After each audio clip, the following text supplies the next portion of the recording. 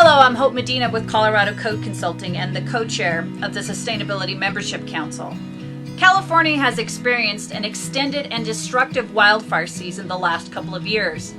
Climate change has been attributed as a driving factor for these wildfires. The spring and summers have been warmer. There is a reduced snowpack and earlier spring snowmelt. When the snowpack melts sooner and faster than it has in the past, it creates a longer and more intense dry season, which in turn makes the vegetation more susceptible for wildfires. The 2018 wildfire season was the deadliest and most destructive season in California's history. Over 1,670,000 acres were burned. The Woodsley Fire and Camp Fire destroyed over 18,000 structures and at least 85 people lost their lives. The destructive forces of these fires have devastated many communities in California. California, for a few years, has had provisions designated as the Wildland Urban Interface Codes, which are Chapter 7A for the California Building Code and Chapter 337 of the California Residential Code. While these provisions are effective in nature, they are only effective when they are implemented. Many communities considered an older community, so their building stock was built on older versions of these codes. This did not contain the provisions for the Wildland Urban Interface. The city of Paradise is one of these communities that was devastated by the Camp Fire.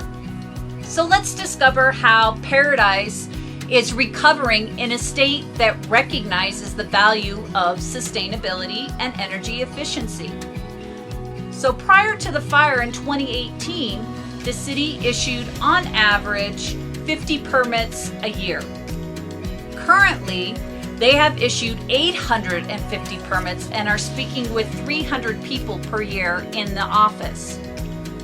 So there is an expectation right now that here, starting very shortly, there's going to be a massive surge of rebuilding.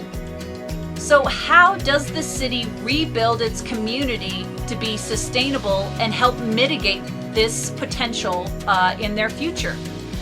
The city will continue to enforce the latest Californian modern building codes. Currently, the 2019 edition of the California Building and Residential Code.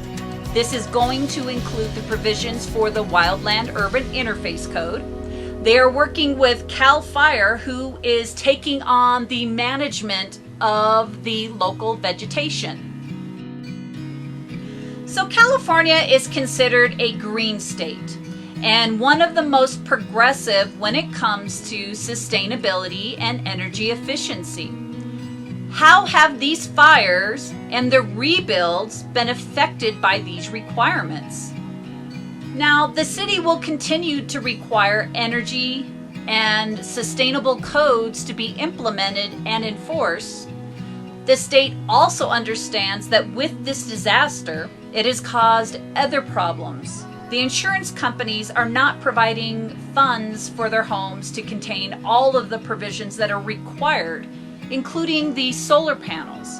These properties were underinsured to have solar power installed in the rebuild. These homes did not have them prior to the fire, so they are not included in the funds for the rebuild. Recognizing this, the state has stepped in to provide relief for those in the designated disaster areas of the solar requirements. So join us tomorrow for the next edition in the Sustainability Membership Council's video series, Voices from Building Safety Month.